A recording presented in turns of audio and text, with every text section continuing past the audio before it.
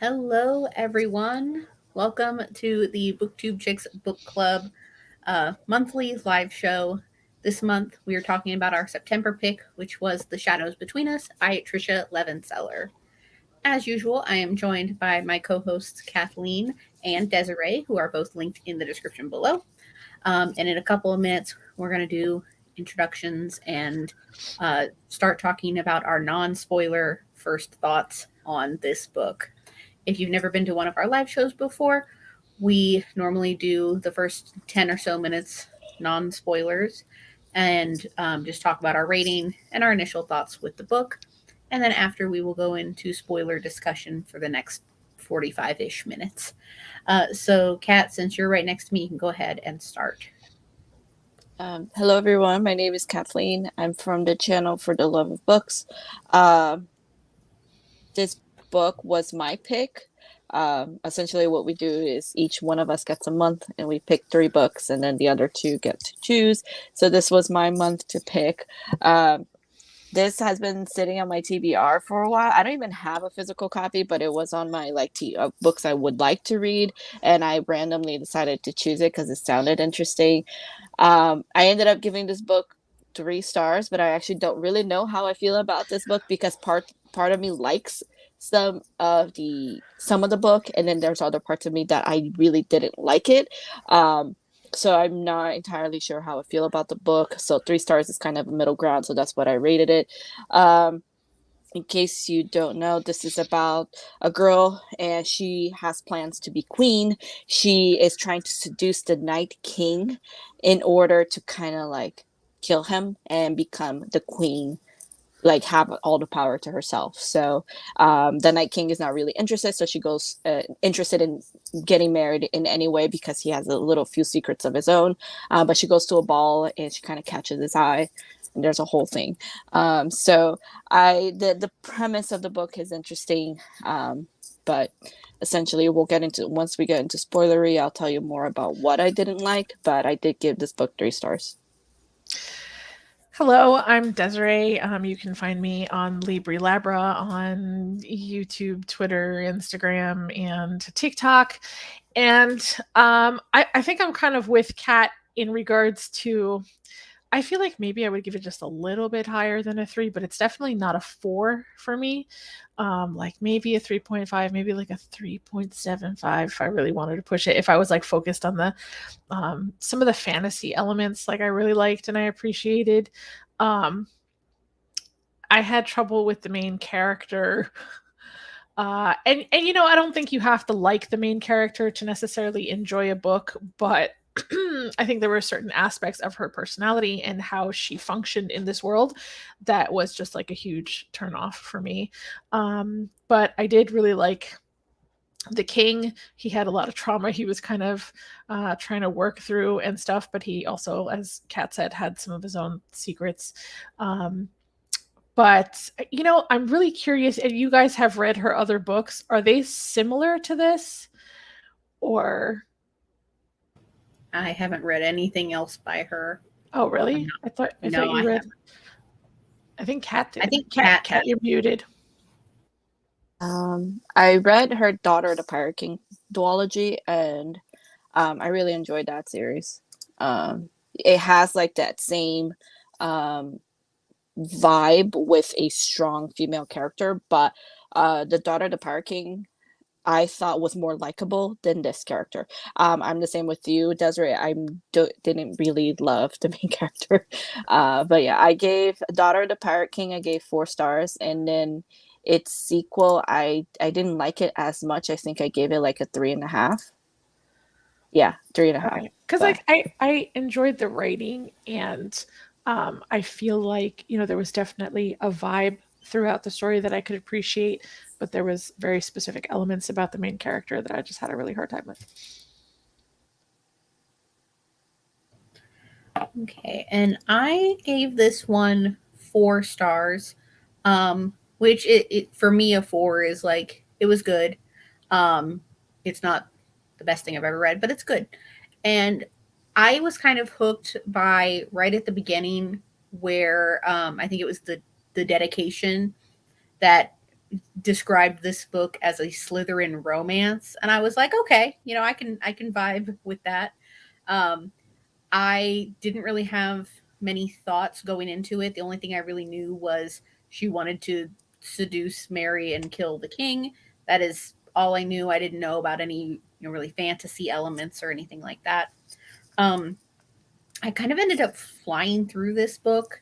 I found a lot of it to be interesting, and I definitely I enjoyed the strong female lead, but I also do understand what you guys are saying about not everything was uh, great or understandable, if that makes sense. Um, but I give it 4 stars, and I did well, I did notice that on Goodreads it has it listed as a sequel coming out, but it's not coming out for like 2 more years. Um, but that is something I would definitely be interested in reading, exploring, and kind of seeing where else this world is going to go, and if we're going to follow the same characters. Because I did find that I think the ending kind of ended kind of abruptly, or not as fleshed out as it could have been. But that can be a conversation for spoiler time, which I think we can go ahead and get into if anybody wants to start in a particular place.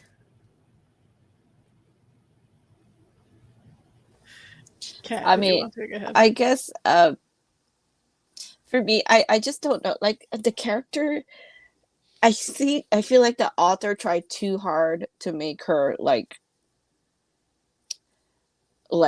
independent, like a strong like the bad stereotype of a strong female character, like the memes that make fun of the whole strong female character. That's what this character fits in. It seemed like goes to the ball and she's wearing a dress, which makes sense because according to the book, the king loves green, so all the girls are wearing green to try to capture the attention of the king, and she comes wearing black, so she kind of stands out, and that makes total sense. That's a huge, that's very strategic moves. But then she wears like very revealing clothing, and she's very into herself, being I'm sexy and I know it kind of vibes. um and it just her confidence gets to the point of being almost arrogant, and I don't like when you get into the whole arrogant, like when you cross that line into arrogancy, ignorance, whatever. But I there was just something about the main character that I just didn't vibe with. I didn't connect to her at all. To be honest, like her whole seduce, marry, and kill the king in order to become the queen. I don't get her motivation behind it. I'm like, is it all you want is to be queen and be more powerful? Like, I feel like a lot of good stories that have that trope where you want to seduce, marry, and kill whoever is in the power and to become the one power. They usually have some kind of background story that started their villain story. I feel it's not really a villain story, but that started their motivation to become most powerful, because there's something about being in power that attracts them. But I feel like we didn't really get her motivation. At least for me, I didn't really understand why she wanted so badly to be queen, to kill the king. I mean, it could have been like, become seduce the king, marry the king, and rule beside him. But she had to go an extra step and kill the king to become the most powerful. So I didn't really, unless you guys saw, I didn't really get her motivation on being like the most powerful. Yeah, so there was just for me personally, I think the big reason I didn't really love the story was because of the main character. I'm actually really surprised this was YA. I think this could have been better as an adult book Yeah. that like really went hard with all the things that were in there, but for a YA book, it just kind of made me uncomfortable. Like there's things I appreciate it about it. So I appreciate the sex positivity. I appreciate like the feminism in there. I appreciate um how she kind of just did her own thing and she was very much her own person. But despite the fact that I understand this is a fiction book and not everybody is like moral and ethical. The things that I had the most difficult time with was just how, she wasn't just sexual. She very much used her sexuality to manipulate people, to lie to people, to get her way, to like, and so like those aspects of it were the aspects that I had a hard time with. So, and also like just every time she said my lover, I wanted to like roll my eyes back into my head. Like I'm 43 and I can't even say that. Like I can't be like my lover, but she's a teenager like calling people her lover. Like it just was like, I don't know. Yeah, I do agree with you. I think this would have been better as an adult book or even an NA instead of being YA, especially because we don't know how old he is.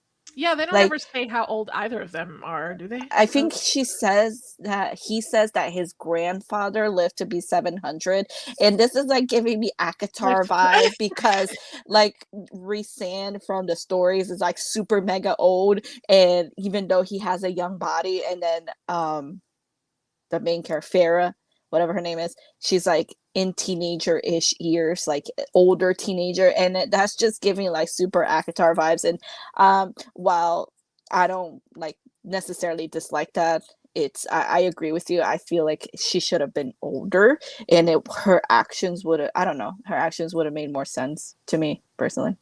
like, and I don't know if this was the audiobook narrator, but instead of coming off as like a very strong female character, like there was elements in there, but she kind of came off as whiny and spoiled and bratty to me a lot of the times. But it's very possible that maybe that was just how the narrator was kind of reading her lines and the book. So I don't know. The only thing that I can think about for her kind of motivation behind wanting to kill him is that there's a lot of talk that she is a second daughter and she can't marry or really do anything until her older sister is married. So my guess is that she wanted to kind of break the mold of Like she being wanted a to kind second of daughter. one up her sister. Yeah. And I also would have been more interested to kind of delve more into her background and get more of an idea of why she wants this. What is her motivation besides just being a second sister? And I do agree that this definitely would have been better as an adult book, probably, because you probably could have gotten deeper with everything and it wouldn't have been just like a quick 300-page read. But I'm definitely interested to see with this supposed sequel if it's going to take that extra step to go farther and dive deeper into whatever this world is. I also like, I know there's stuff that baggage that comes with being the second child or not feeling like your father loves you and cares about you as much. Like I'm sure there's stuff there, but it felt like she had so much animosity towards her sister and her father that kind of felt unwarranted. Well, I think in the beginning of the story, I remember distinctly she's saying that her father, she said it herself that the older sister was always her father's favorite. So I think, I think there is that whole second child syndrome where she feels overlooked. And, but I remember distinctly that she mentions that the older daughter was always his favorite because she was, I don't even remember how she described it, but yeah. I guess the point that I'm trying to make is you can still acknowledge that you might not be the favorite, that your sibling is the favorite without hating your siblings. Yeah, but did you? I don't remember what the actual letter, but I remember when she was already at the palace and the king had invited her to stay at the palace, and her sister wrote her a letter. Yeah. And I remember it being very passive aggressive, and I was like, I get it now. Like I get why the animosity between the two. I don't remember what the sister said, but I remember that it was super passive aggressive. It was definitely not a letter between sisters that share a lot of love between. Yeah. Was it like? Didn't she say something like, "Oh, they were asking questions about Hector," and I told them. Yeah, she was being like, "I'm looking out for you while stabbing her in the back," kind of thing. Yeah. I remember that now. But yeah, and I, yeah, I I mean, like, now knowing what I know, um, I would have gotten totally played in this story, but I was liking Leandros for like a good portion of this so story, and did I was I. like, I was like, if you go through the story, like, obviously that was not how I expected the book to end, but I was like, she actually goes through this, she actually kills him, she could take Leandro as like a lover, because he seems really sweet, and then the ending just like threw us in the loop, and I was like, okay, well, never mind on that. but I was wondering for a good portion. I was like, oh, is this going to be like she's going to have trouble deciding between them?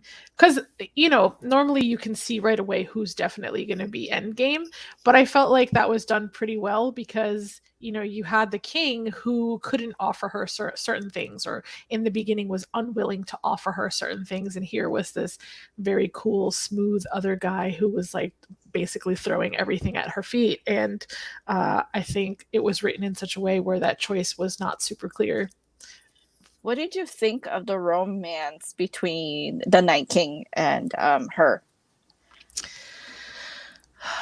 Like the whole, like, okay, you guys told me to read The Hating Game because of all the sexual tension. Right. I was like, I feel like the author tried to write that sexual tension, but it came off to me personally as annoying. And I was like you're being hot and cold to him. Like, do you like you want to seduce him, and I get it, but you're letting your feelings get in the way of your ultimate goal. Like, you're letting your lust get away with your ultimate goal. It was just very confusing to me, and I personally did not like it. Like the whole sexual tension between them, and then in the ending of like them professing their love to each other, and I was just like, I don't know. It just, to me, I didn't personally like. I think she had intentions when she came to the castle to kill him and to gain power and all this other stuff, but I feel like she very quickly abandoned that, especially when he was like, let's fake date, and you're not so pretty that I would be tempted. And she was like, what? Like, and obviously her insecurity was showing and she was kind of upset, but I feel like that kind of made her like him a little bit, because just like he was saying she was so different from all the people that he had been around. Him saying that to her was different than anything she had experienced, because she was so used to men like throwing jewels at her and just being so happy about sleeping with her and being her lover that, like, I think that threw her for a loop. Yeah, I agree with that. I think like what you said about her plans of like seducing, marrying, and killing the king like went out the window as soon as he started the whole thing. Like, as soon as he was like, come back to the castle, she was like, hold up, wait a minute. I was just like, you could have like resisted just a little bit, to give us some more to read. But no, I just, it felt like she gave in too quickly. I will say though that the thing that I was a little disappointed in was when they were moving her stuff into the queen's apartments, and they found the little bottle of poison, and he didn't even give her a chance. Like, after all, like, the weeks of them like building this friendship, and he really had his trust in her, it's like, did not even give her a chance, especially because it was something that she found and she just threw it in the back over there. Well, yeah, I don't remember what she did, but she did admit to him that she intended it to poison him. Kill him, yeah. But I agree with you. I feel like after she was trying to explain to him, I fell in love with you, and I was never gonna. It was my intention before. I was never gonna go through it now. And I do agree with you that he didn't really give her the chance to really explain. But with him having like this assassin going after him, I also understand his point of view. Like, I feel like he probably felt really betrayed, that he was like, fuck it, I want you out of my sight. I mean, I feel like if somebody was like, I was gonna kill you, but then I fell in love with you, I mean, like, how can you trust somebody after that? I feel like I don't know. That would be very hard. I would need time. I might send them away just to think about it for a little while.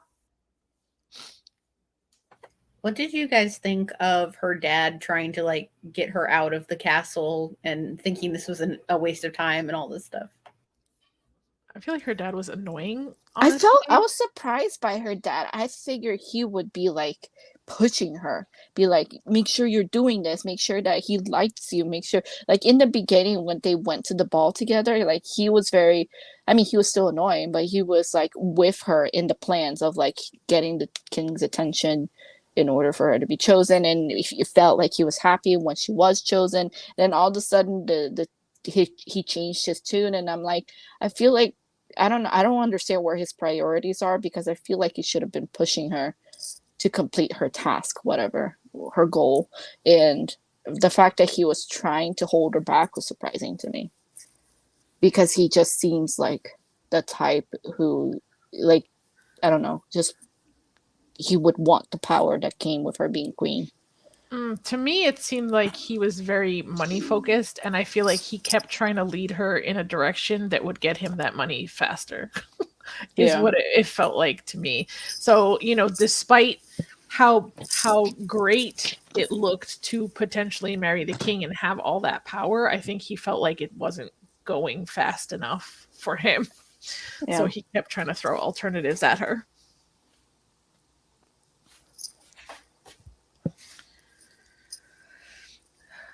Yeah.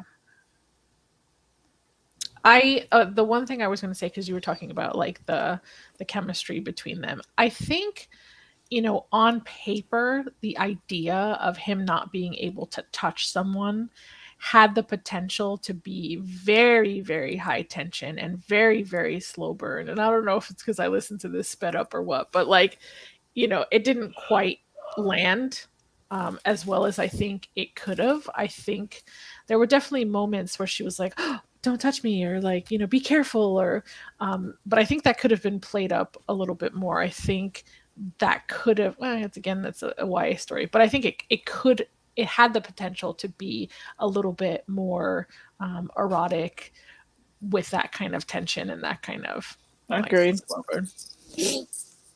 Yeah. Basically, this whole book could have been like elevated more if it was an adult book. Yeah.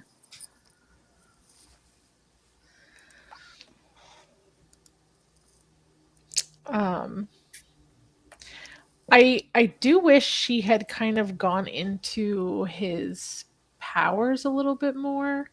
Like, I know it was something that was passed down, but I would have liked, I don't know, it was slightly fascinating, but it just seemed like fact that was presented and not really super woven into the story, with the exception of like him not being able to touch people. And also, he wasn't a virgin, right? So can you remind me why he was able to sleep with people before that but not afterwards? I don't remember. Same. I'm not sure. Okay, because I don't remember I would like to. Sorry, I would like to say that I agree with.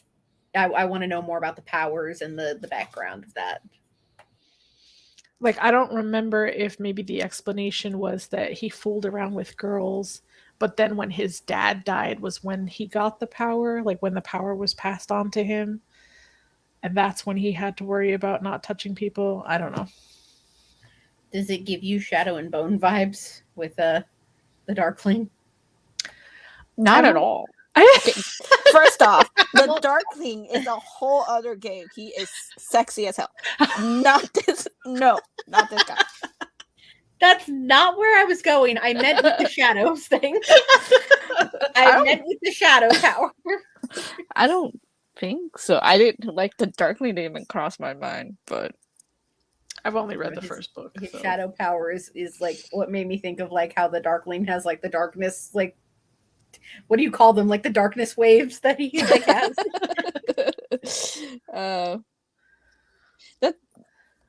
So do they get, I gotta remember this, but do they get their powers when their dad dies and they become the next king?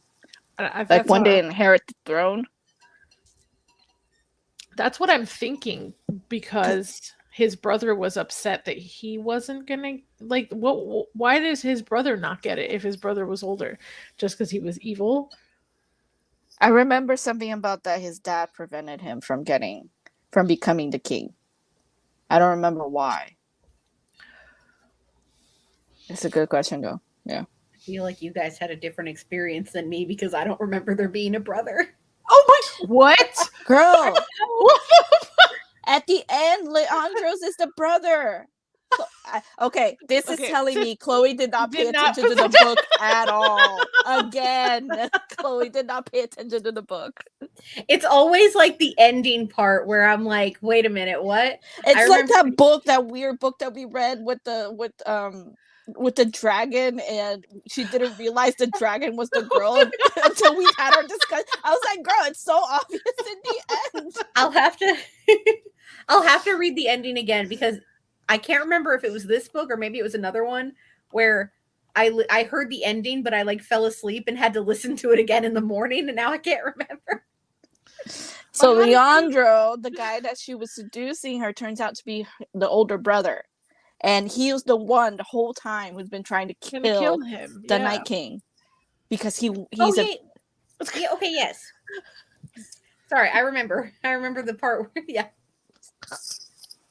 I feel like we should spend maybe the first 10 minutes recapping the whole story for everybody, because sometimes I don't know details either. Sorry. And he was like, I want the throne, and then he was seducing her because he was like, he has you, so now I want you. He just wanted everything that the Night King had because he felt entitled. It's a lot of people in this book.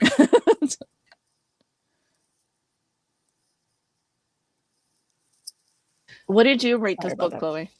She said 4 stars. Oh, you rated it 4? Okay.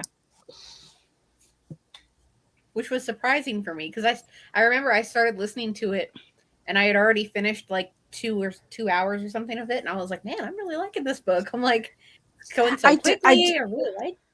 I do agree. I think the book reads fast too. So I was able to finish it. I wouldn't say I finished it quickly, but when I was listening to it, I would just pick up really fast. So yeah. I did enjoy the book itself. It's just that the main character for me just didn't do it. And I also feel like maybe this book was really short, like 324 pages. I feel like if this book had an additional 100 pages, I feel like the author could maybe fleshed out the story more, and it would have flowed better for me. I don't know.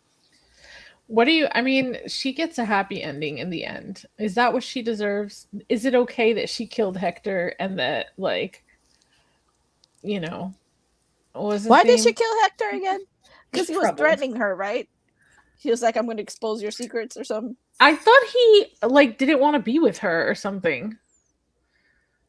I don't know if that was just what was being said. But wasn't he the one blackmailing her in the beginning? Mm-hmm. He was like, I'm going to tell everybody your secrets or whatever. And then he was, remember, he was trying to build up a company and use investors' money. And then she just decided, I don't want to deal with you anymore.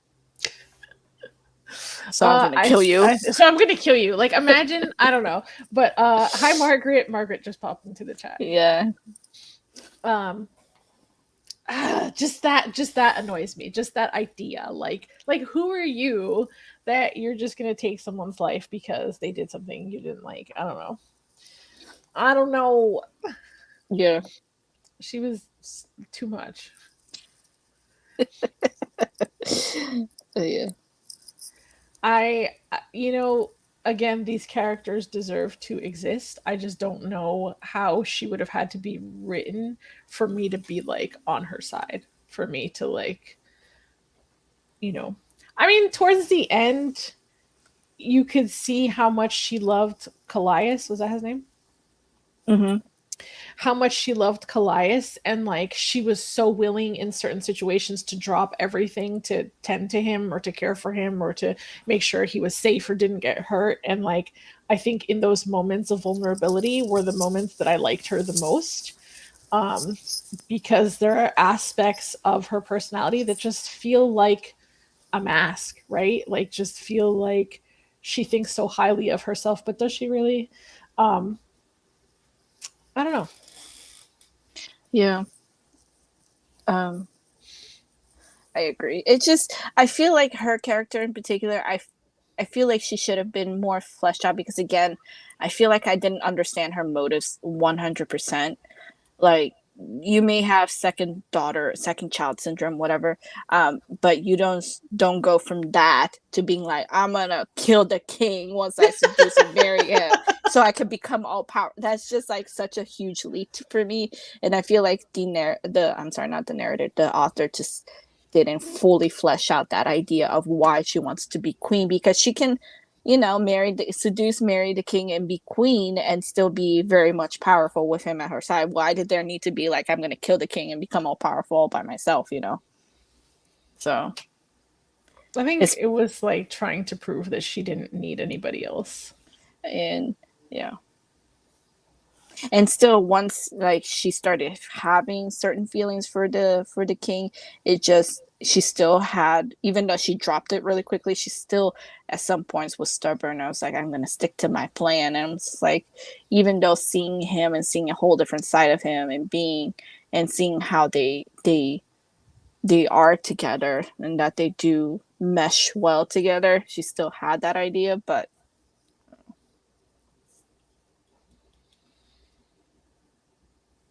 Well, I hope that. Oh, sorry. I was going to say, I hope that the second book kind of is a bit more fleshed out and has more background information, content. Is it going to be a sequel or like a companion novel though? Because like this feels like it wrapped up pretty well, and I thought it was supposed to be a standalone fantasy. There wasn't any information besides 2024. Wow. There might have been a title, but I can't remember. So according to Goodreads, the focus of the book is going to be on her older sister, Chrysanta. Oh, really? It says, who we never saw in shadows, but just heard through Alessandra's POV. And it says, it's safe to say that her opinion of her sister might be wrong. This is another standalone dark story in which Chrysanta and her love interest Eryx fight for control over the same dukedom. So it's based on her sister. Interesting. So that's more like a companion, a standalone companion. But I mean, when did this book come out? I mean, this book came out in 2020. I mean, I'm not saying that authors have to like push out a book every single year, especially if they're within the same world. But to take 4 years to write the sequel, or the companion in this case. We have a question here. Do any of us actively know how many series you're currently reading? I can count on one, maybe two hands when I read one and it's I have no guilty eating it. I mean, I kind of agree with that. Like I don't even want to say it out loud because I like the author. But I do like the book, so I'm never going to say it. But yeah, no, there are a few series that I read the first book for, and I was like, I don't need to continue this. It's fine. Yeah. So the most recent example that I can think of at the top of my head is the Zodiac series, the Zodiac Academy, the infamous Zodiac Academy from TikTok. We still read 2 of those. Yeah, I read there's 8 books now. I read the first 2 books and I was like, no, F this. I am not reading anymore. It was horrible. So I have no problem stopping a series if I gave it a chance on the first book or even the second book. But so yeah. Yeah. This book, I don't know. I might pick it up just because I'm interested in the fact that it's a companion, so we're not following excuse me, Alessandra and the Night King. Because as you said, that I feel like she did have a happy ending and there's no need to continue her story. So I do like that there's a companion series. So now it's piqued my interest to read the other book on this. If it was a direct sequel, I probably wouldn't have picked it up because, again, I feel like the first book ended Wrapped its up nicely. story. Yeah, it ended its story. But the fact that it is a companion based on someone else from within the story, then yeah, I may pick it up. I think it could also be really interesting just because we have such strong opinions about her sister. So it would be interesting to see like how she deviates from those perceptions. Yeah. Yeah, I definitely I'd be interested in reading a synopsis of the next book and seeing what I think. I mean, 2024 is a while away. Yeah, still got some time, so we'll see. As far as for like actively knowing how many I'm currently reading, no, but what I tend to do is if I like the first book or I have even somewhat some mild interest in the next book, I mark it as TBR on Goodreads, so at least it's somewhere. And then every now and then, I feel like at least once every other month, I go through my want to read and decide if I still want to read things or not.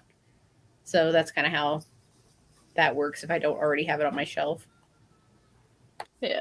I don't like try to go out of my way to remember every single book that is like, for example, in a series that I want to be like, oh, I have to remember that in a year from now, the third book's going to come out, I'm going to read it. But I tend to, a lot of the times, binge read a series. So a lot of this year especially, I have been because I've read the first book or I've read the second book and then been waiting for the third book to come out, and then the book came out like years ago and I never picked it up. So this year especially, I have been rereading a lot of books because I'm trying to finish out the series. So there have been a lot of series this year, especially that I have finished because I've read the first two books or the first book a long time ago, and the series is now complete. Right now, I'm trying to. I don't know if I'm going to read out the whole series. I'm going to try to, but I'm currently working through the Ugly series by Scott Westerfeld. I read the first two books a long time ago. I just recently finished the second book. I'm going to try to pick up the third book and finish it before the month ends.